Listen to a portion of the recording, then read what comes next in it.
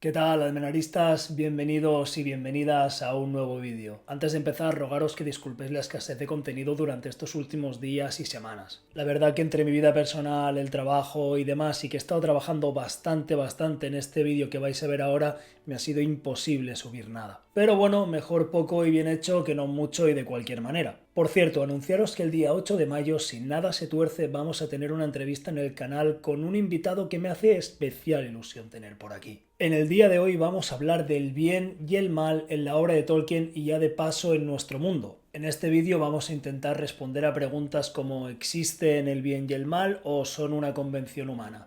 ¿Cuál es el origen del bien y el mal?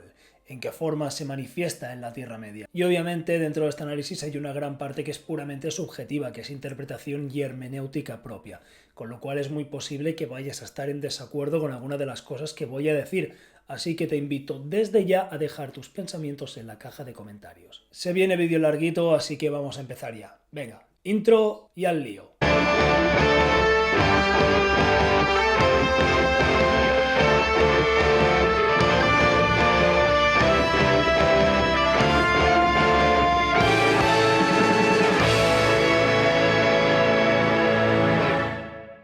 Cualquiera que haya leído la obra literaria de Tolkien, o incluso cualquiera que haya visto las adaptaciones cinematográficas de Peter Jackson, caerá en la cuenta de que en la Tierra Media existe una pugna latente entre el bien y el mal. Melkor, también conocido como Morgoth, desempeña un papel fundamental en la cosmogonía de la Tierra Media como el más poderoso de los Ainur, los espíritus divinos creados por Eru y Ilúvatar. Al igual que Lucifer en la tradición cristiana, Melkor se alza como el más poderoso y bello de los Ainur, pero su orgullo y deseo de dominio lo conducen a la rebelión contra la voluntad de Eru y la corrupción de la creación.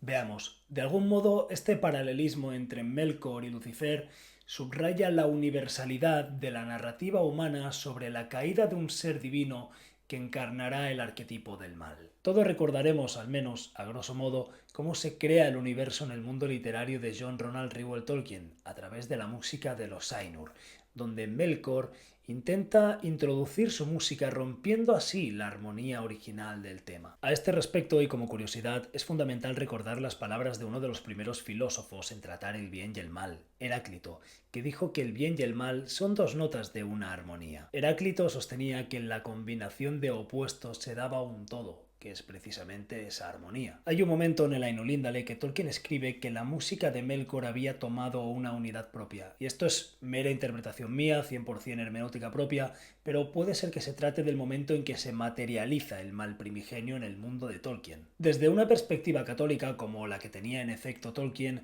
la historia de Melkor se alinea con la teología de la caída de Lucifer. Según la doctrina católica, Lucifer, el arcángel más hermoso y poderoso, se rebeló contra Dios debido a su propio orgullo y ambición desmedida. Esta visión católica implica un profundo entendimiento del libre albedrío y de la naturaleza del mal. En este sentido, Dios crea a los humanos con el don del libre albedrío, con la capacidad de discernir y elegir entre bien y mal. No obstante, el pecado original introdujo en la naturaleza del ser humano esta inclinación inherente a obrar el mal, lo que acaba resultando en esta lucha constante de estas dos fuerzas de las que estamos hablando. En el universo de Tolkien, la creación del ser humano está intrínsecamente ligada a la cuestión del libre albedrío. A diferencia de otras razas en la Tierra Media, como los elfos, cuyos destinos están profundamente ligados a la creación de Eru Ilúvatar y su designio divino, los humanos son dotados de una singularidad y una capacidad de elección moral que los distingue. Creo que a partir de esta lectura se abre la necesidad de definir y de diferenciar dos tipos de mal. El primero, de un carácter metafísico, trascendental y divino, tiene que ver con la idea de disrupción, con la idea de traición a Dios en tanto que éste representa el bien absoluto. Podríamos llamarlo algo así como mal primordial, el mal del que emanan las diferentes manifestaciones del mal que se dan en la tierra. El segundo tipo de mal, necesariamente hijo del primero, hace referencia a una idea filosófica,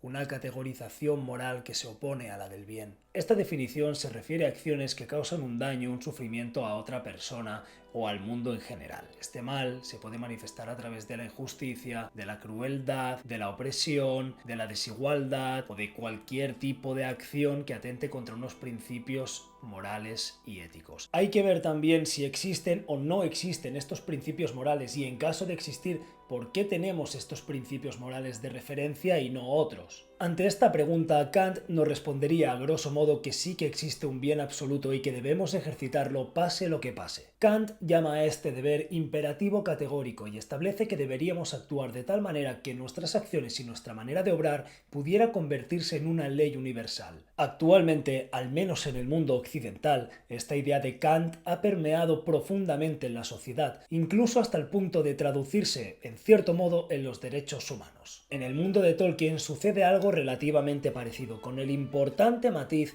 de que ese imperativo categórico respondería a una idea de bien ontológicamente divino y espiritual. Es decir, que hacer el bien sería básicamente glorificar la obra de Eru, mientras que todo lo que rompe con esta lógica sería hacer el mal. Así pues, en el marco del debate de la fundamentación de los principios éticos y morales de cada momento, en el mundo de Tolkien nos acercaríamos más a una especie de deontologismo que no, obviamente, a cualquier forma de nihilismo. La filosofía de Kant es en este sentido heredera de Platón, que concebía el bien como fuente de felicidad y conocimiento y como fin último al que dirigir nuestras acciones. Su idea de bien y mal se contraponía a la que tenían los sofistas. Para los sofistas, el bien era un hábito social. Podríamos decir que en cierto modo fueron los primeros nihilistas. Si nos ponemos a pensar, seguro que a todos se nos vienen a la mente diversos personajes malvados de la obra de Tolkien que responden en cierto modo a esta visión sofista de lo que es el bien y lo que es el mal. Por otro lado, vemos que en la obra de Tolkien hay unos valores que se ensalzan, una serie de principios que determinan si un personaje es o no es bueno. Valores como podrían ser la lealtad, la valentía, la compasión, etcétera, etcétera, etcétera. Me gustaría apuntar también que en la obra de Tolkien se intuye una suerte de dialéctica que se establece entre los personajes y su destino, su quehacer, la misión a la que están llamados. A este respecto es importante pensar en personajes como Gandalf, Aragorn o Frodo, o por otro lado en Saruman y Boromir, que debía ser fiel a la misión, y por qué no en Radagast. Parece evidente, pues, que hay una serie de personajes, como los que acabo de nombrar, que tienen unas obligaciones que cumplir para que se pueda entender que están haciendo el bien. No sé si estaréis de acuerdo con esta interpretación que acabo de exponer. Yo pienso que esta lógica está bastante presente a lo largo de la obra de Tolkien, pero si pensáis que no es así o creéis que hay alguna matización importante que hacer, os invito a dejar vuestros pensamientos en la caja de comentarios. Pero aunque fuera así, no todo es tan sencillo, porque hay personajes como Beregron llamados a decidir y a obrar con esa libertad regalada por Eru, y que todas sus acciones y decisiones, fueran cuales fueran, plantearían una serie de debates morales importantes y complicados de abordar. Y aprovechando el tema del libre albedrío, vamos a ver un fragmento muy corto de la segunda entrevista que le hice a Eduardo Segura y que podéis encontrar en mi canal. La respuesta de Gandalf es que si él aceptara el anillo, convertiría en última instancia el bien en algo obligatorio, quebrantaría las voluntades de todos los demás justo por el lado contrario, pero en el mismo espectro que Sauron. Sería peor que el Señor Oscuro, porque convertiría el mal en algo obligatorio, y el mal existe exclusivamente como oferta, exclusivamente como algo que nos es ofrecido y que queda pendiente de nuestra aceptación o de nuestro rechazo. Solo decir que el doctor Segura apuntó que esa frase fue un error, que dijo mal donde quiso decir bien, pero aún así, si el bien es una elección y es un acto de libertad, también lo es el mal, con lo cual este fragmento nos sigue dando bastante luz. Bien, vamos a seguir por esta línea. Vamos a seguir hablando de la relación del bien y el mal con el libre albedrío, ya que hemos convenido que en la Tierra Media existen el bien y el mal y existe el libre albedrío. En la historia de la filosofía se han planteado a grandes rasgos el determinismo, el incompatibilismo y el compatibilismo como teorías filosóficas que responden a la relación entre la libertad y la causalidad, a la pregunta de si existe el libre albedrío o todo sucede de forma necesaria e inevitable. En mi humilde opinión, el compatibilismo es, de entre estas teorías, la más sólida, ya que, en cierto modo, haciendo una síntesis de las otras dos, deja lugar al libre albedrío, a la suerte, a la casualidad, sin olvidarse obviamente de la causalidad y la determinación innegable de fenómenos como los que puedan ser los físicos, los químicos, etcétera, etcétera, etcétera. Creo de hecho que esta teoría es la que más se ajusta al mundo de Tolkien, dado que los personajes tienen la facultad de escoger y decidir, Sin embargo, sus decisiones determinarán, en cierto modo, las decisiones que puedan llevar a cabo los otros personajes. Estoy pensando ahora en Aragorn, por ejemplo, decidiendo qué camino tomar tras el rapto de Pippin y Merry y la huida de Frodo y Sam. También es cierto que podemos caer en el argumento de ya, pero es que Aragorn experimentó una serie de reacciones químicas en su cerebro, ajenas a su voluntad, que lo llevaron a decidir que déjalo. Esto es literatura, es el mundo de Tolkien en el cual Ilúvatar crea a los humanos con el libre albedrío, con lo cual este debate nos lo reservamos para el mundo real. Aquí no aplica. Dicho esto, me gustaría plantear cuáles son las formas, o al menos las formas en las que yo considero que se manifiesta el mal en la Tierra Media. Decir que esto vuelve a ser 100% hermenéutica propia, esto es mi interpretación. Si estás de acuerdo, si no lo estás, si crees que hay que aportar alguna cosa, te invito a dejar de nuevo tus pensamientos en la caja de comentarios. Como decíamos antes, existe un mal primordial, un mal originario del que emanan el resto de manifestaciones del mal que aparecen en la Tierra Media. No podemos entender la cosmogonía del mundo subcreado de John Ronald Reuel Tolkien sin el papel de Melkor y su relación con Ilúvatar. A los siguientes tipos de manifestaciones del mal en la obra de Tolkien les he puesto los siguientes nombres. Matizar que las siguientes delimitaciones que voy a hacer no son excluyentes las unas de las otras, es decir, que el mismo personaje o la misma acción puede estar incurriendo en dos o más de estos tipos de males al mismo tiempo. El mal en tanto que corrupción, el mal en tanto que vanidad, orgullo, soberbia y como oposición a la humildad, el mal en tanto que debilidad a las propias pasiones, el mal en tanto que crueldad. Hay muchos casos paradigmáticos de mal en tanto que corrupción en la Tierra Media y no aplican tan solo a personajes, sino también a naciones. Obviamente aquí existe una cuestión cualitativa, es decir, no es lo mismo la corrupción de Frodo que la corrupción de Saruman. Son experiencias muy distintas en personajes de naturalezas muy distintas. Saruman, enviado por los Valar, llega a la Tierra Media en el año 1000 de la Tercera Edad del Sol con la misión de liderar la resistencia contra Sauron. Pero corroído por la envidia que le provocó ver a Gandalf recibir el anillo de fuego Narya a manos de Círdan y erosionado por la malicia del Señor Oscuro, Saruman cae en la peor de las corrupciones. Y yo diría que perder la fe es, en cierto modo, una forma de corrupción. Númenor es un claro ejemplo de ello, pues al apartarse progresivamente de la tradición y la fe en los Valar, las mentiras de Sauron consiguieron permear en la isla hasta el punto de hundirla. Esta forma de mal se opone a la esperanza de personajes como Elessar, cuyo nombre en Sindarin significa justamente eso, esperanza. La raíz latina de corrupción es corrompere, romper algo entre dos, romper conjuntamente su integridad. Y esto es exactamente lo que sucede cuando uno se corrompe y aplica de igual manera en la Tierra Media. Gollum es el claro ejemplo de corrupción, un personaje al que precisamente se le rompe su integridad hasta el punto de disociar dos personalidades dentro de él, llegando a una alienación absoluta. Y es justamente aquí donde este tipo de mal linda y bordea con el mal en tanto que debilidad a las propias pasiones. Boromir es la ejemplificación perfecta de este tipo de mal. ¿Y cuál es la pasión de Boromir? La gloria del guerrero.